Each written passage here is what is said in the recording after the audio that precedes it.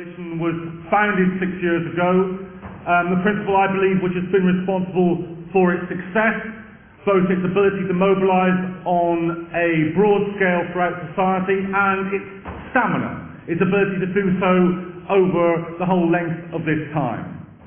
And the principle was this, that we believe that the intervention of the major powers, principally of the United States, of our own country, Britain, is incomparably and beyond all doubt the biggest threat to world peace that we have seen in several generations.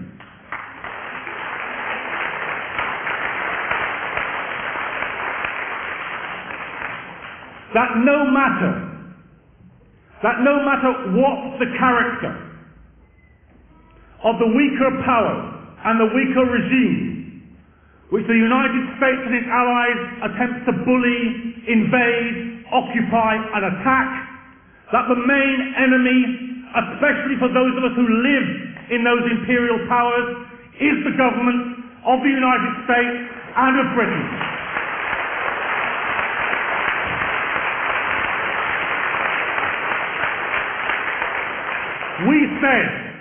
We know that the Saddam Hussein regime is a brutal authoritarian dictatorship. But that does not license, cannot license, and it will not improve the situation for ordinary Iraqis if the United States and Britain attack it and invade it. We were right then, we have been proved right 1,000 times since by the experience of us all in the anti-war movement.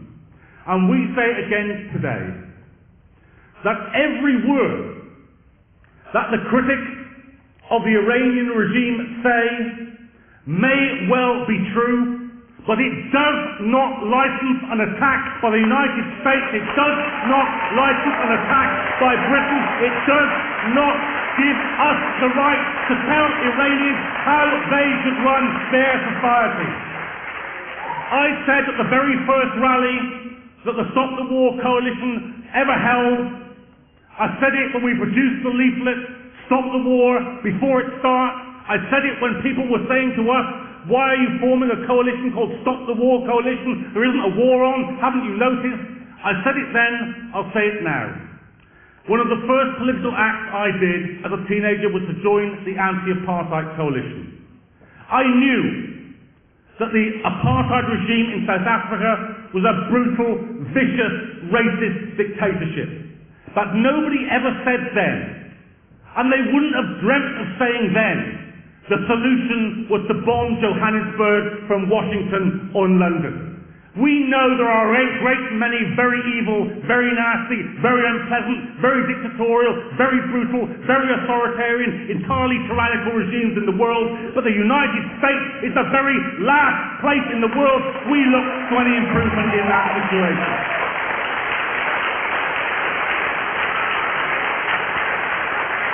That is our view. It is our view that if accounts are going to be settled with the Iranian regime, only one group of people are capable of doing it, and that is the Iranian people themselves. End of story. End of story.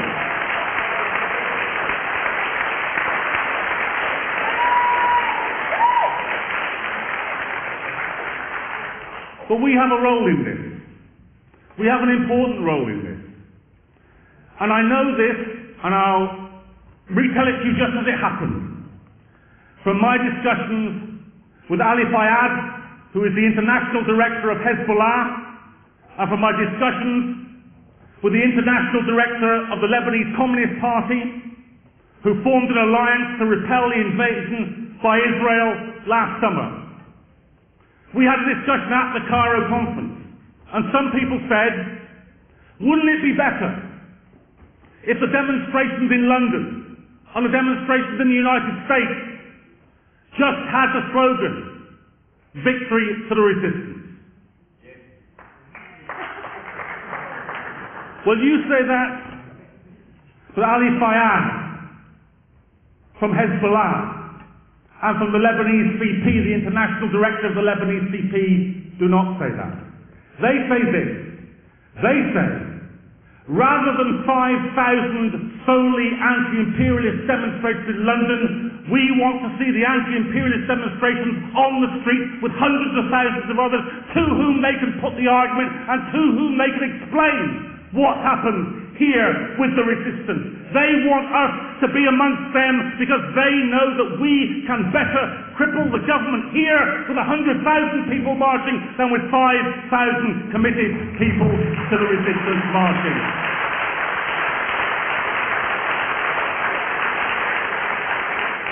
Because the main enemy, if you are an anti-war activist in Britain, is not the Iranian regime, because you aren't going to fight the Iranian regime, you aren't going to take up arms against the Iranian regime. That is simply rhetorical extremism. What you're going to do is to be able to break a government that supports the United States here in Britain. That is our job. Those are our enemies. They are on our doorstep.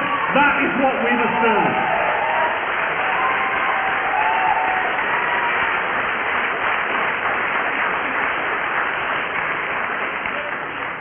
Hezbollah, the Lebanese Communist Party, the resistance in Iraq, the resistance in the democracy movement in Iran, they are the people who are settling accounts with their government, but we must be the people who settle accounts with our government. And we have done it.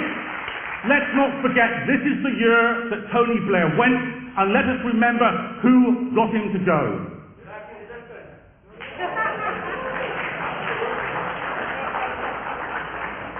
It couldn't be done without a resistance in the Middle East.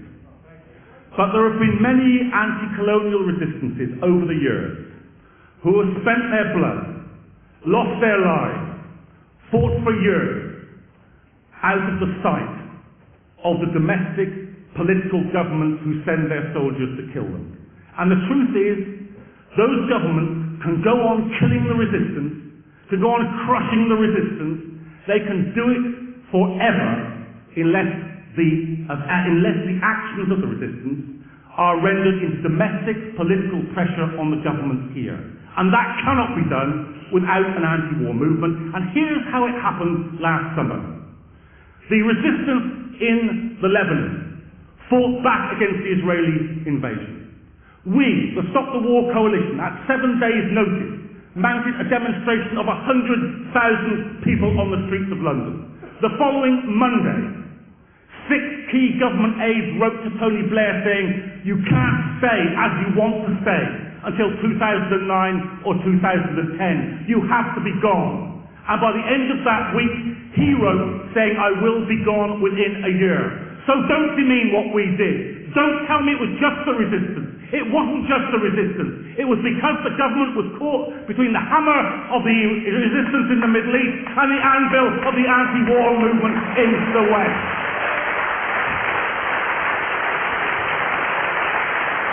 And every time you say